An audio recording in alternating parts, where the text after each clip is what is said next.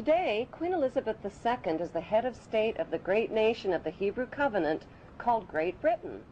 Her genealogy chart, according to the College of Heralds in London, traces her blue bloodline back to Abraham, who many modern scholars believe to be the Egyptian pharaoh, Amenemhet I. By connecting 22 dots, the true Hebrew and royal Egyptian identity of Queen Elizabeth II comes into focus. Number 1. What is the stone of Jacob, a Hebrew patriarch, doing beneath the Queen's throne chair? Number 2. Why was the Queen crowned at her coronation ceremony on top of a symbolic Egyptian step pyramid? Number 3. The monarch's crown has 12 stones at the base, each representing the 12 Hebrew tribes. The 12 stones of the 12 tribes were also worn on the breastplate of Hebrew high priests in Canaan. Number 4. The Union Jack represents the reunion of the United Kingdom of the 12 tribes of Jacob, or Jac-Ub. The Union Jack is red, white, and blue, the same colors as the 3 crowns of Egypt. Number 5.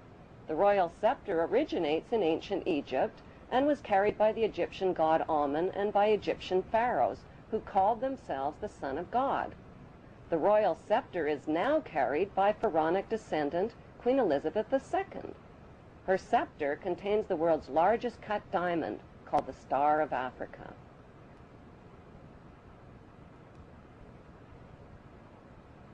Number 6. The Queen's punishing flail or whip is partially hidden under her arm. The flail or whip also originates with the pharaohs of ancient Egypt. Number 7. The symbol of the bee can be found within the Queen's royal wardrobe. In ancient Egypt, bees were the symbol of Egyptian royalty as well as the symbol of Egypt. Number 8. The symbols on the British coat of arms reveal Britain's Hebrew origin. According to the Bible, the harp symbolizes the Hebrew King David. The biblical lion and unicorn holding up the shield symbolize the nation of Israel. The motto, Dieu et mon droit, means God and my right, indicating the divine right of the British monarch to an eternal throne. Number 9. The headdress worn by judges and the Queen's high-ranking officials originate in ancient Egypt.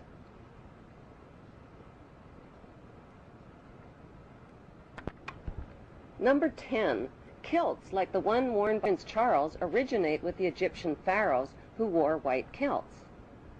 Number 11. The hymn, Zadok the Priest, written by Handel, was performed at the Queen's coronation in 1952.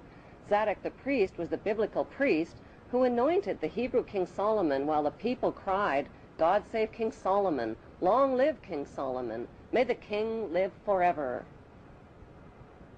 God save Queen Elizabeth. Long live Queen Elizabeth. May the Queen live forever.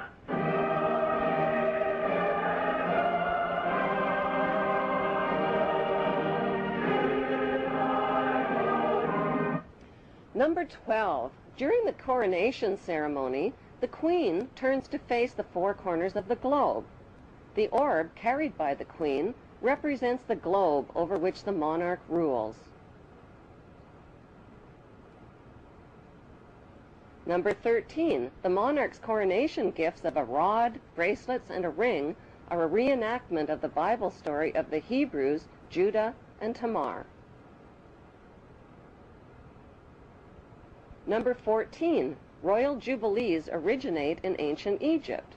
Egyptian pharaohs celebrated their jubilees after 30 years of rule. In pharaonic tradition, the Queen has celebrated both silver and golden jubilees.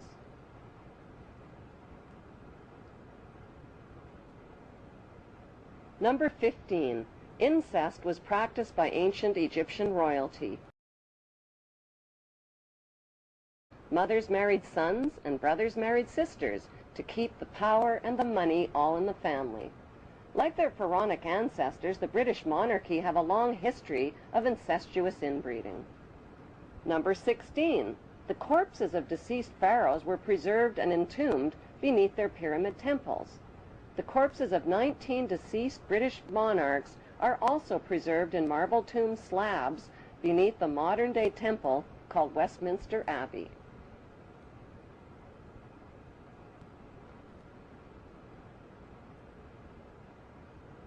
Number 17. The ancient pharaohs advertised their power with their image on coins and stone monuments. The power of the Queen worldwide is advertised with her image printed on more coins and stamps than any other head of state in history.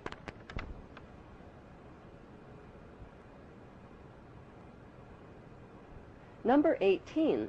The structure of government in ancient Egypt was a step pyramid model, with the Grand Vizier priesthood one step below the pharaoh. Today's monarchy reigns using a much more sophisticated pyramid model of authority.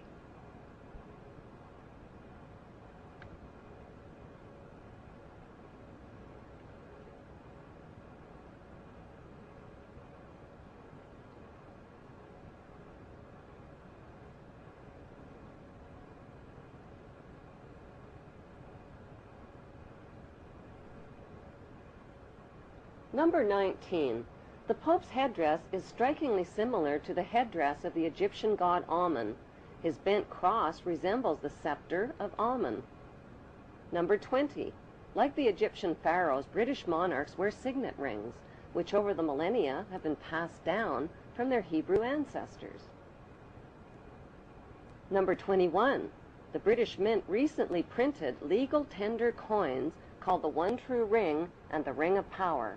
On one side of the coin is Queen Elizabeth II. On the flip side is the ring from Lord of the Rings. These legal tender coins printed by the British Mint raise the disturbing question, who is the real Lord of the Rings? One ring to rule them all. The inscription on the ring reads, "One ring to rule them all, one ring to find them, one ring to bring them all, and in the darkness of their ignorance bind them." Number 22. The covenant that the biblical God gave to Abraham was a promise to make his name great and to make for him a great nation. Today, Great Britain is the only nation called great. In Hebrew, the word Britain literally means land of the covenant, and British means man of the covenant.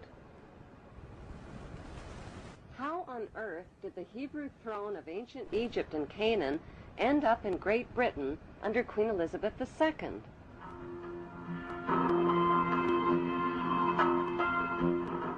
Historically, a series of powerful invaders, the Philistines, Assyrians, Babylonians, and Persians, conquered the land of Canaan, which the Hebrews called Israel.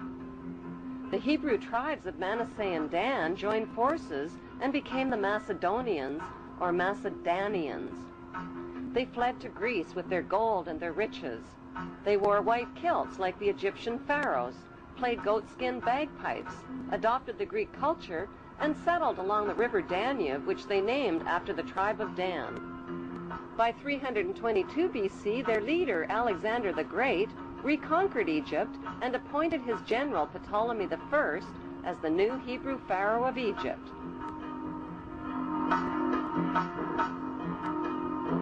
Cleopatra was the last in a succession of Hebrew Ptolemy kings. Although Cleopatra is considered to be the last of the Egyptian pharaohs, author Ralph Ellis claims that Jesus was the last of the Hebrew pharaohs of Egypt. Jesus, a pharaoh? How is that possible? The historical facts show that the last pharaoh of Egypt was Ptolemy XV, who was nicknamed Caesarion or Little Caesar. Born in 47 BC, Caesarion was the son of two of the most famous parents in world history, Roman ruler Julius Caesar and Egyptian pharaoh Cleopatra. When Caesarion's mother, Cleopatra, proclaimed herself to be the reincarnation of the virgin goddess Isis, Caesarion became the son of a virgin mother goddess. When Caesarion's father, Julius Caesar, was elevated to the status of God by the Roman Senate, Caesarion was recognized as the son of God and heir to God's kingdom, the Roman Empire. Caesarion was also recognized as the son of God in Egypt, after his mother named him co-ruling pharaoh of Egypt. Cleopatra declared Caesarion to be the king of kings at the age of 13 during the Donations of Alexandria ceremony in 34 BC.